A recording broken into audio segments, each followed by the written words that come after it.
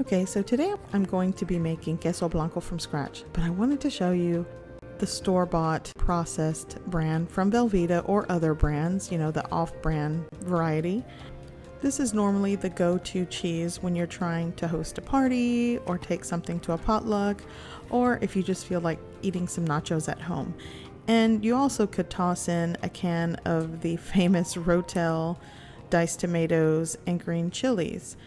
But today I want to show you how I make my Queso Blanco cheese sauce from scratch. So here we have some ingredients to start with. I will be using 2 tablespoons of all-purpose flour, 2 tablespoons of oil. I'm using safflower oil today. I'm also going to be using a 1/4 teaspoon of white pepper, a 1/4 teaspoon of garlic powder, a 1/2 teaspoon of onion powder. I'm also going to be using 1 12-ounce can of evaporated milk and 1 cup of whole milk. Now you can use all whole milk in this recipe, but I think evaporated milk really adds something to the sauce. And here are my cheeses. 1 8-ounce block of Vermont extra sharp white cheddar cheese and 1 8-ounce block of Monterrey Jack cheese. You could also just use straight Monterrey Jack cheese or just white cheddar cheese, but I like the tang of the cheddar and the mildness of the Monterrey Jack, so this is why I'm using this combination. I'd like to mention that all of these ingredients and their measurements will be listed in the description box below. So now I'm just going to start shredding all of my cheese. And I'd like to give a tip as well. You may already know this, but pre-shredded cheese that comes in bags has a coating on the outside of the cheese to keep it from sticking or clumping together while it's stored in the bag. Well, that actually works against you when you're trying to melt cheese in a sauce. So that's something to think about. You might want to go ahead and buy block cheese when you're doing cream sauces like this.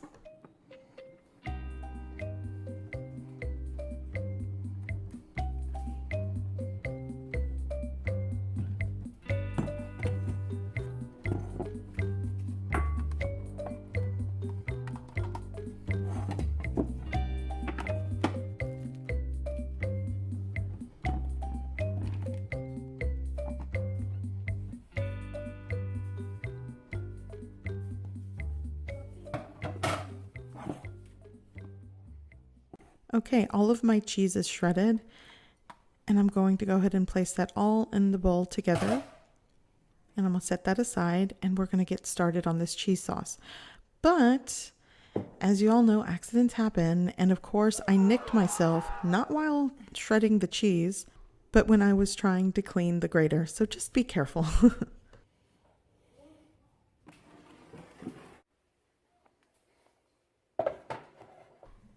Okay, so today I will be using my cast iron skillet. You can use whatever skillet you have on hand.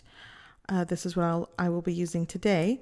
So I'm going to put the heat on low. I'm using a medium to low heat throughout this whole process. And now I'm going to add my 2 tablespoons of oil. Today I'm using safflower oil, but you can also use 2 tablespoons of butter, which is typical when you're making a roux. And this is actually what we're doing. It's going to be equal parts oil and flour.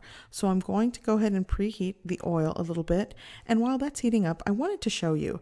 Typically, starting a roux, you want to use a full-size whisk. But in my pan, it has like this groove on the edge, and sometimes the flour gets stuck there and it'll burn. So I'm going to be using a smaller whisk, and this will allow me to get right in there and mix and combine the flour better with the oil. So if you're using a cast iron skillet, that's something to think about. So now that my oil is hot, I'm going to add my 2 tablespoons of flour. Now, immediately after adding my flour here, I'm just going to continue to whisk vigorously. And that's probably going to be the ultimate tip of this whole video, is whisking, because this is the base for our Queso Blanco dip. It's basically a roux. We're going to make a nice cream sauce and then add all of that wonderful cheese. But you have to lay the foundation for the sauce, and whisking is required. So now that my flour's cooked out, I'm going to little by little add my evaporated milk. And you could also use whole cream, but I don't know, I just love using evaporated milk in this sauce. Now, I'm not going to cut away while I am making the base for this cream sauce because I want you to see the process. You notice when I added my evaporated milk, it was all clumpy and lumpy, but you also see me going to town with this whisk, and this is the key to getting all the lumps out from your cream sauce. Whisk, whisk, whisk. So little by little, adding the evaporated milk and whisking out these lumps. And do not worry because they will come out, but you have to vigorously whisk. And this is why I'm showing you, the process of this, because sometimes if you look at videos or recipes, they start off with a roux, they add the cream, and then they cut away and they come back and it's this beautiful, creamy, lump-free sauce. But you know what? You have to see the whole process, because if you're going to make this is what's going to happen. And I don't want you to worry while this is happening, because if you continue to whisk and work with your cream sauce, you'll get the lumps out. So here we go.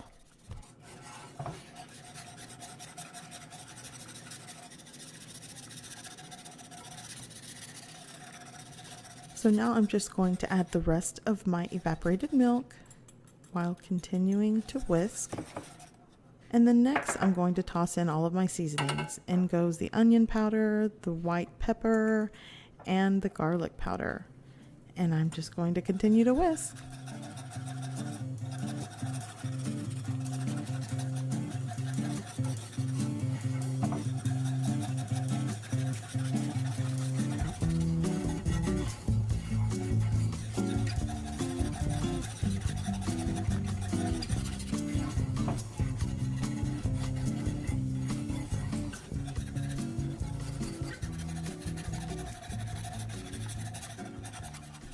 And I also want to show you what heat level I'm using.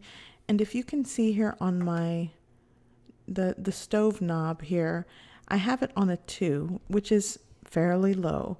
So that was pretty much the heat level that I've been using throughout this whole process. You don't want to go anything over medium. Actually, I think medium would probably scorch or scald your milk and your flour. So that's why you want to use a gradual low heat, because this is a long process and dairy products will burn and scorch under high intense heat. So that's something to consider when you're making this recipe.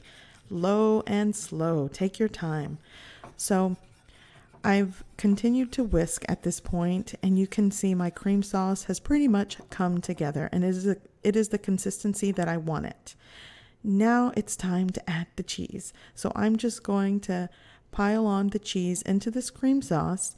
And again, I'm not going to cut away. I'm going to show you what a hot mess this cheese sauce turns into during the melting process. And again, this is just to assure you that when you're making this and you're like, what is going on with the cheese and the cream sauce? It's not nice and creamy like the restaurant style, queso blanco, chili con queso type dips. Well, trust me, we'll get there, but I'm just going to show you all the parts, not just the pretty parts. You're going to see all of it. So here we go.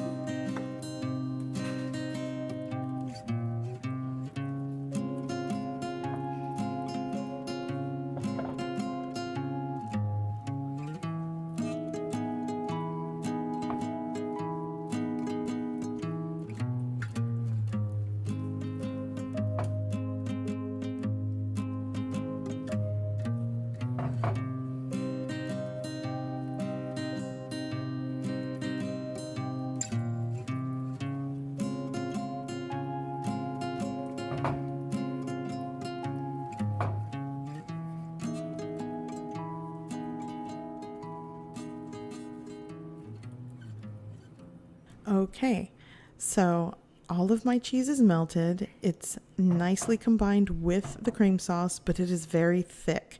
It's not that, that nice, creamy, flowy type Queso Blanco that you're thinking of.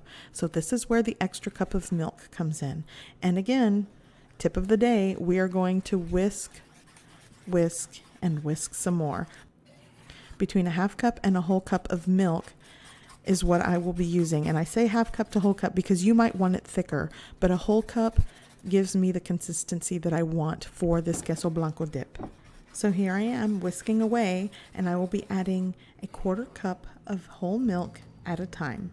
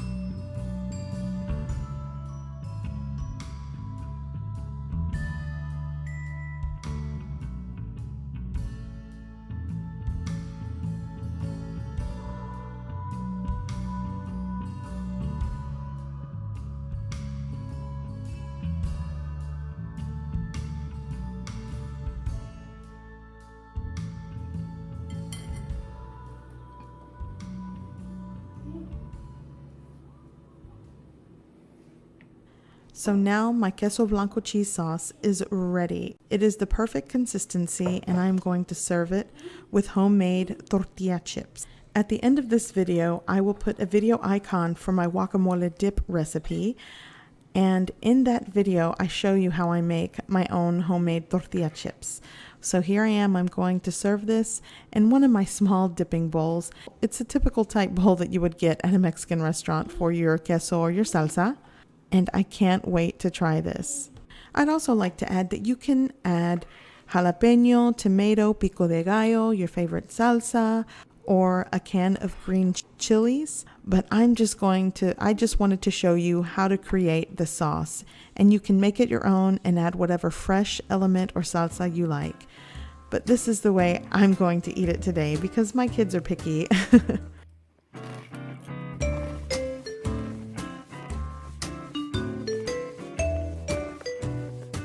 I hope you give this recipe a try. I hope you like it, and thanks for watching.